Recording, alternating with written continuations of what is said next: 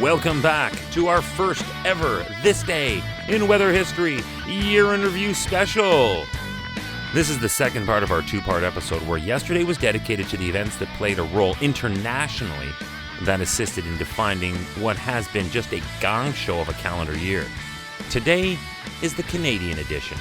Hey, remember that today's episode comes paired with a podcast video that you can see on television, on the Weather Network, or online anytime at theweathernetwork.com/weather history. So happy New Year's Eve, Canada. This has been your year in weather history. January 17th through 19th, Newfoundland's back-to-back blizzards. The year opened with a right honest clubbering of snow for Newfoundland. On January 17th, a powerful blizzard moved through Newfoundland and brought with it hurricane-force winds, a damaging storm surge, and record-breaking snowfall. And by record-breaking, I mean this one set an all-time daily snowfall record in St. John's with 76.2 centimeters on the 17th. That left the previous record of 64.5 centimeters back on April 5th of 1999 in a veritable snowdrift.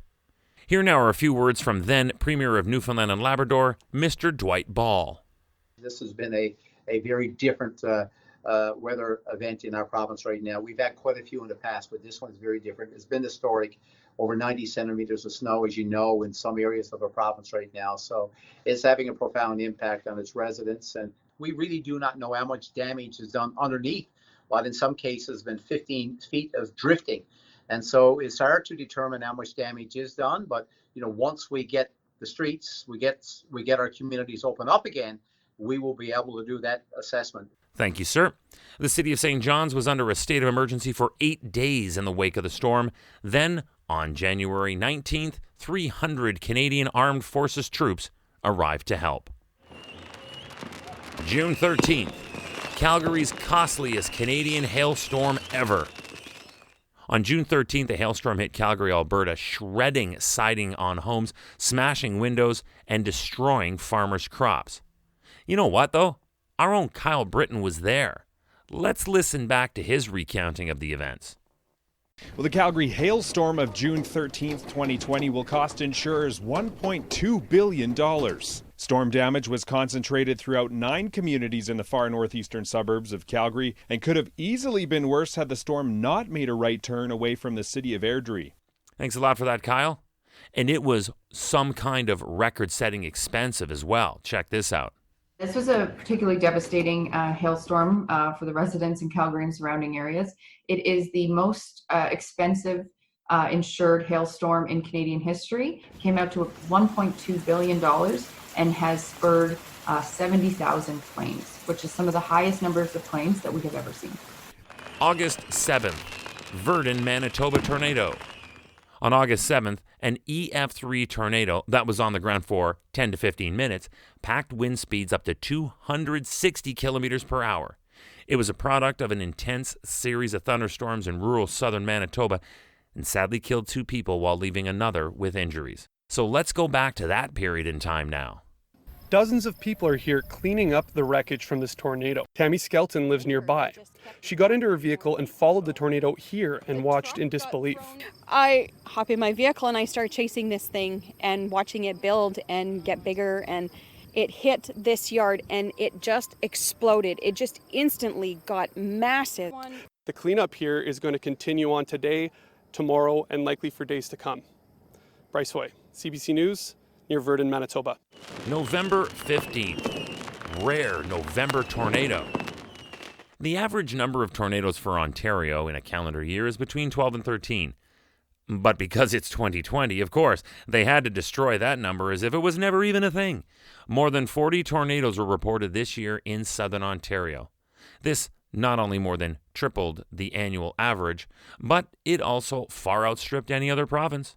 But for November, no one even in Tornado Alley, USA expects a tornado this late in the year. Oh, but Ontario did it again.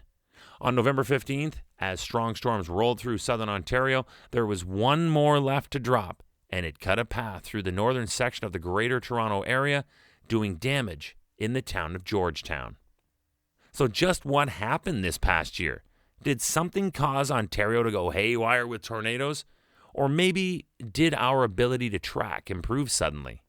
To reach their ambitious goal of locating every tornado that occurs in Canada, the Northern Tornadoes Project teamed up with the Weather Network this year, which gives the project unprecedented access to a vast resource of severe weather content. Right, so I had to find out more. I went looking for anybody who wasn't already on holidays that could help me out here. Aha! Meteorology manager at the Weather Network, Dana Batiste. She'll know. She knows everything. Here at the Weather Network, we have an amazing audience who supplies us with photos, videos, and information about severe weather.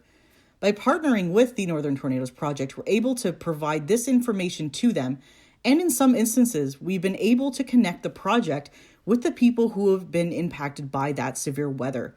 This, in turn, has turned our audience into citizen scientists who are actually helping to further the research and the project. Okay, so this is a partnership or a sharing of resources. Who else does the Weather Network rely on for timely info like this right from the field? You know, like when it's going on. Our team of field reporters across the country have also aided in this project in providing assistance with field surveys to help determine if there was a tornado or not, and if there was, what was the EF rating of that tornado.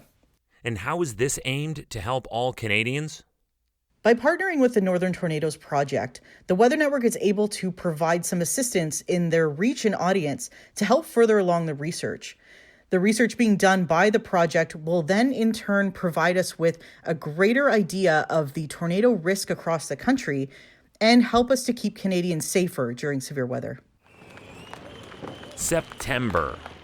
California wildfire smoke reaches Canada. We talked yesterday in part one of our first ever This Day in Weather History Year in Review 2-day special. I really need to shorten that name. It takes so long. Anyway, we talked yesterday about the impact that the California wildfire season had on that state, but the smoke it produced spread much farther and much wider. In September, smoke from the historic wildfires in the U.S. West Coast pushed across every single Canadian province. For the East, the fine carbon particulate matter that hung in the atmosphere provided for beautiful sunsets that all would enjoy. It was not the same romance for the West. Western Canada was struggling through an unhealthy amount of smoke that was dropping the surface air quality levels categorized as hazardous. How hazardous? How about we try this one on for size? It was determined that the smoke in the air over Western Canada was hazardous enough to be compared with the equivalent of smoking 40 cigarettes in 1 week.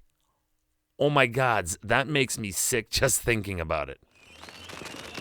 And lastly, November will forever go down in most memories as the year when we saw a record number of named storms during the Atlantic hurricane season. In 2020, the Atlantic hurricane season was the most active and 7th costliest Atlantic hurricane season on record, and it made quick work of the English alphabet names from this year's list. We discussed this yesterday, but just like your favorite rock band, if you go to both nights of the same show, you're bound to hear at least one song played twice. This story grabbed the imagination of so many that it was just as big in Canada as it was around the world, so here we go again. These are the details from this record-setting campaign of Atlantic tropical activity. It featured 31 subtropical cyclones, 30 named storms, 13 developed into hurricanes, 6 into major hurricanes, 1 Cat 5. That was Hurricane Iota. It was only the second season ever to use the Greek letter storm naming system. The first was 2005. We all remember that one. It was the year of Katrina and Hurricane Rita. This has been the Canadian Year in Weather History. Thank you, thank you, thank you for being such a big support for something new at the Weather Network in Canada. I got to tell you the truth, when I was asked about my interest in taking on this new endeavor, I was as excited as I was queasy about having to come to the plate with my home run swing every day.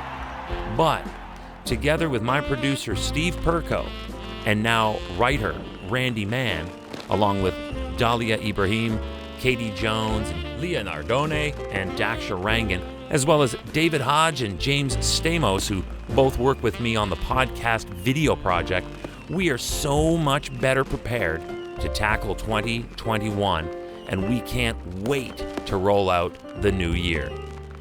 All that's left to say right now is tomorrow is January 1st, 2021, and that is, for me and so many others, the day for NHL hockey as they play their annual Winter Classic outdoor game. Tomorrow we will look at some of the most incredible weather moments from those games since their first one in Buffalo when the Sabres took on the Pittsburgh Penguins. This day in weather history. With me, your host, Chris May, and Happy New Year, everybody!